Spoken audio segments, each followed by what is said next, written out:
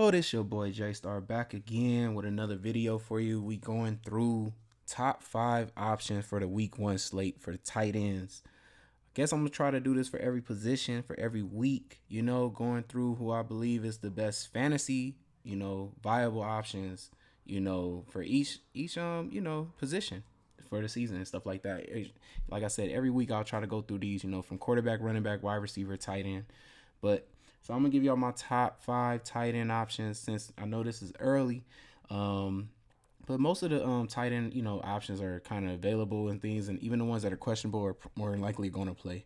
So let's get into it. The first number 5 on my list right now has to go to Houston. Brevin Jordan here. Really feel like, he's going against the Colts.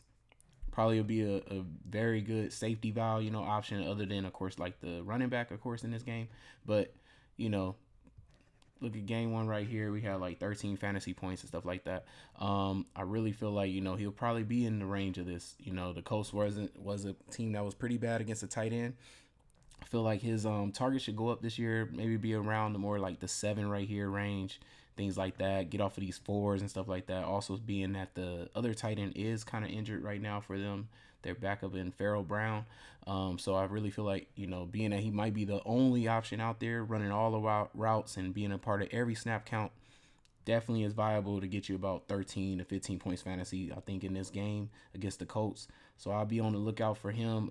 Also is a very cheap option at tight end too as well. So that's my number 5 option of the week, for the tight ends. We're going to get to the number 4. Number 4, we have Fryermuth.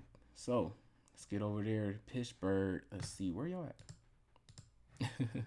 Here we go. So we got Fryermuth.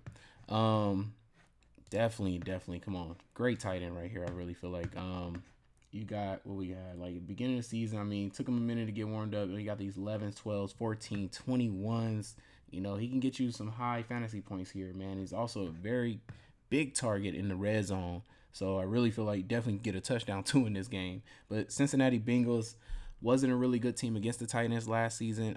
I don't think let's see, did he have a good game against them? 14 points. What was that, game 2? And game 1, 11 points. Yeah, like both times he did really good against his team because they're not good against the tight end. Definitely another good safety option to throw the ball to. I feel like a very big targeted, out there on the field. Of course, they have Chase Claypool too, and George Pickens as well. But come on now. When you get in that red zone, you're looking for the biggest, tallest person. It's easy just to toss the ball up to. And also when you're on them third downs, you're looking for the person that just gets right in the gap of the zone.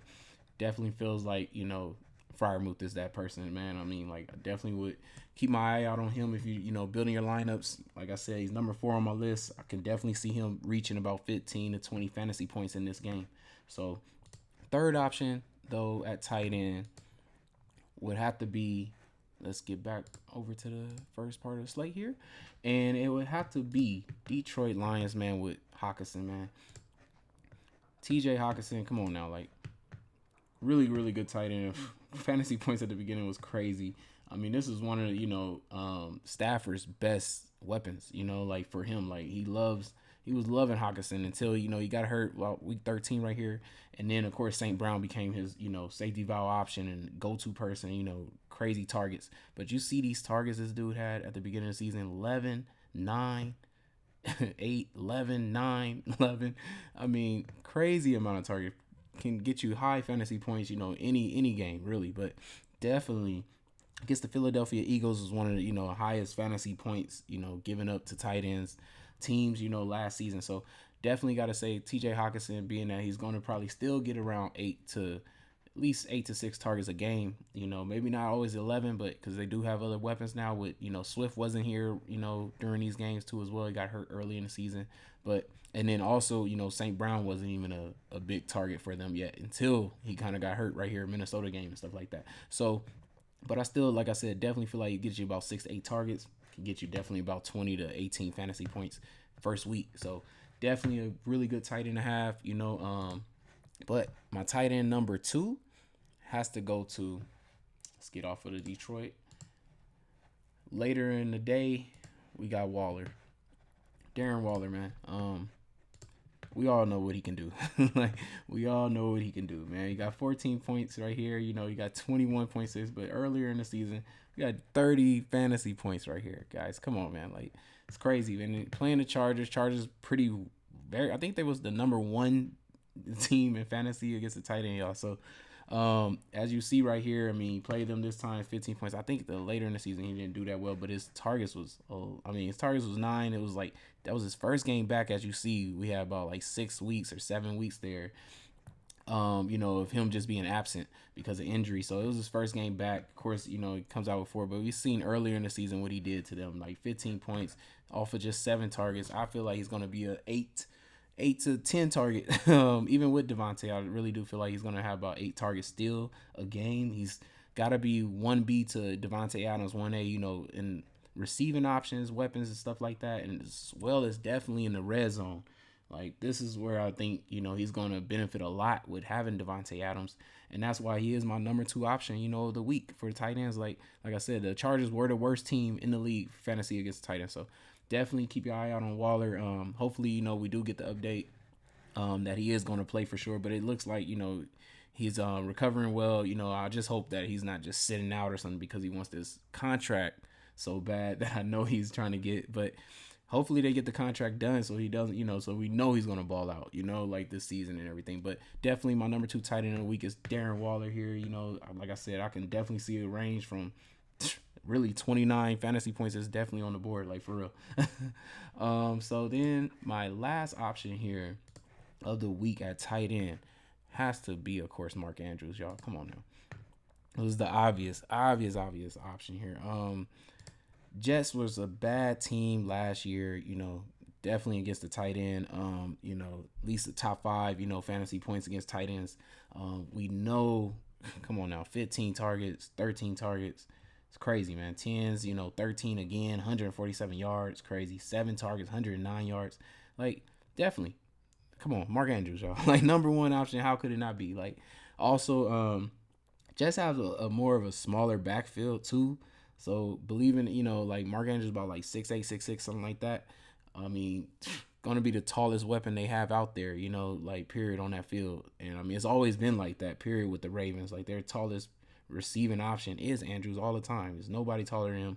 But it's also is the fact that the volume he gets is crazy. You're talking about number 1 receiver type volume. So he basically is, like, to me, number 1 receiver / slot receiver, / tight end. He's out there playing like 3 positions really on the field. So definitely, I mean, one of the best options, even though I know his pricing is the highest on the slate for tight ends, he's definitely worth it by far. Like, definitely, like, come on now. Like I said, like, going to be the tallest, biggest option, even for the defensive side, going against the defensive side of the ball. They do have now Sauce Gardner at cornerback. The only time I can see him lining up with Andrews is if they put him out wide, against him. So, but most of the time it's like, why just go ahead and put him inside, line him up against a linebacker, line him up against a cornerback. I don't see how he doesn't get he's scary to get something like this right here, this 44 points fantasy. Like, really, if he has 13 targets in this game, it's you could see 150 yards, 11 catches like this, and 44 fantasy with 2 touchdowns. Serious, like, it's crazy. But definitely the number 1 option for tight end for week 1 slate, y'all. It's got to be Mark Andrews. Like I said, I gave y'all great 5 options there, man. You talking about from highest to lowest there to help you out with, creating good lineups with your tight ends. You can one off them. You can put them in with the quarterback if you want, but these are definitely the best tight ends for this week 1 slate. Like I said, I'll be dropping a video for every position, throughout the week, for every week. So that way it help y'all out with picking the right, receivers, running backs, quarterbacks, and tight end options, stuff like that, because I really want us to be winning this week, this year, period, this whole season. And, this is the best way I feel like, dropping these little, secret notes that I got, that I've been writing up and things like that, and putting together these, the best options for y'all to pick in your slates. I feel like this is the best way to help y'all get in that green and be winning money, all season long. But it's your boy Jaystar. Hope you enjoyed the top 5, options at tight end video. We're going to come back with the next one will probably be quarterbacks, and then we'll go on for there. Thank you all for the likes, the comments, the new subscribers, man. We're on our way to 1,000 subscribers. I can't believe it's moving so fast. The channel is growing, and I appreciate all y'all. It's your boy Jaystar, and I'm out. Peace.